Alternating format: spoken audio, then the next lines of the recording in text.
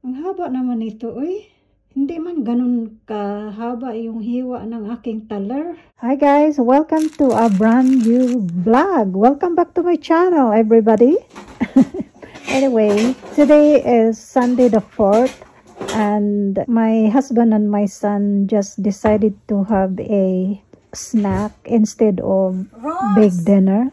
So I made them. My son wants a pancit canton noodles, and my husband wants a sausage and egg roll. So simple as is, easy peasy. Anyway, maulan na Sunday, as you can see here on the clips. I guess wala na talagang summer dito sa Scotland, no? Wag na kayong umasa kasi nga Scottish weather indeed. Sabi nila, rain is a blessing. Wag na lang tayong masyadong magreklamo, no, sa panahon. Think lucky every day. Anyway, have a blessed Sunday, everybody. Hi guys, happy Monday. As you see the thumbnail, I ordered a vlog online. Remember, if you watch my blog about the sizing code at Zara, is a little bit confusing. If you watch my previous blog, I am belong to Circle. Bear with me. I have some mouth ulcer. This side is swollen, but it's getting better, but again still sore.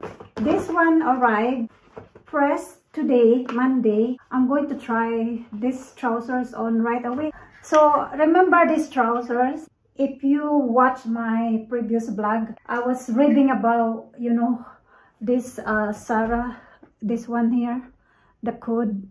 Did you see that? The circle. Now it's confirmed that I am circle range at Zara sizing code, whatever you call that one. And I said, once I like the fit and the style, I said I'm going to order another color. I said I'm going to get the black because this is what I'm talking about.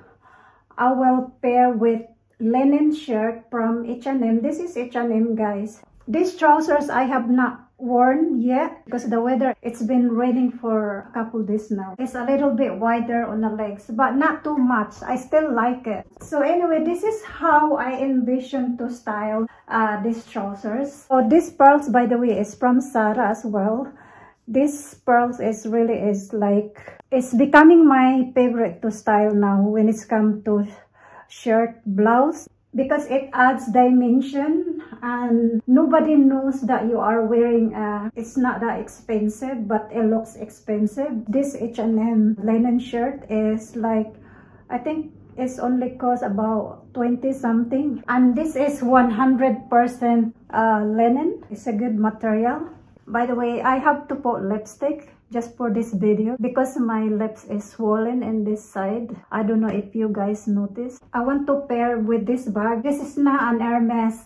This is from the company Tots Looks. I'm not quite sure. I need to make sure which company. It comes with straps. This bag is really good quality. I need to make sure, guys, which company this one from, because I'm not really sure. So the way I style these trousers, obviously this bag or any bag you prefer, really, there's no particular brand when it's come to styling. Like I said, this one is from Zara, H&M, and then Zara, and then just add some bling bling and it looks fabulous. The belt is from the brand from Goella, 100% leather, and the cheaper price as well. I like the style because of the simplicity of the belt.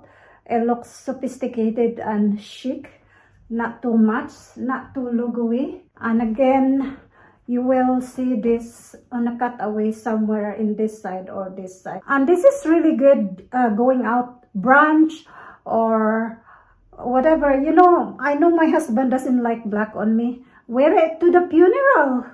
Why not? You know? So tapos na tayo maganda-gandahan. Let's go back to the kitchen.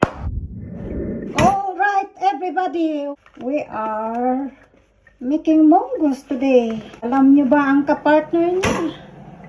Galonggong. So, kawi ko lang mag-grocery. Tapos naisip ko, magmunggo ako. Bumili na rin ako ng pansahod. Right, ingredients. A little bit of ribs. This is pork, shallot, tomato, ano to, buntot ng broccoli ang ginamit ko dahil syunga ako nakalimutan ko magbili ng spinach. But ito, I'll use that one anyway. You can add garlic if you like garlic, but because I don't, minus garlic. And also, I have garlic powder. I'm okay with garlic powder, so i-sprinkle ko na lang mamaya. At yung munggo natin ay hindi palata. Maghintay tayo. Our galonggong, it's been marinated with black pepper, salt, and a little bit of a magic syrup. Oh no! And then later on, bago ko siya i-fry, budburan ko to ng harina para malutong-lutong. Our galonggong is swimming in the flour. No, nalumos na akong galonggong. Tama ba yung English ko Bahala na kayo. Is ready to fry. Ay, surang-surang wala akong vlog for today. Galonggong is frying and she is white because she's been swimming in the flour, and our munggo is doing its magic. You're beautiful, you're beautiful as true. Guwapa na kaya akong galonggong, guys. And here it is, our galonggong, our munggo. That's it, darling. Let's eat. My washing machine is in the cleaning process at the moment. So, maingay to hanggang 2 hours mahigit. Naumpisan ko na to mga 15 minutes ago. So, ito yung gamit ko. There's no particular brand really. Anything cheaper than the one that I used to use, you know. Anything myself. So, ito kasi mas cheaper ng 1 pound. Sabi ko, ito na. Parehas lang siguro to ng result. Kasi guys, yung washing machine ko kasi, automatic siyang nagpa-flush. Yung gumaganon to. Inuutosan ka na, please clean your drum. Hindi yan titigil hanggat hindi mo linisan. So, that's what I did today. May gusto lang akong i-share, guys. I bought this today kasi naka-sale siya. I always pick up tuna anyway. I like tuna. And then I did not realize, ang haba naman ito, Hindi man ganun kahaba yung hiwa ng aking taler. I mean, grabe naman ang haba. Abot naman to ng likuran ko. Abot sa likuran ko at sa ngalangala ko. Sobrang haba. I-return ko kaya, guys. Nakasil kasi to. Hindi ko na natingnan ba na long pala. Ayan o, long. Sabi ko, napaisip tuloy ako na mga dagko, dagtalar di rin, no?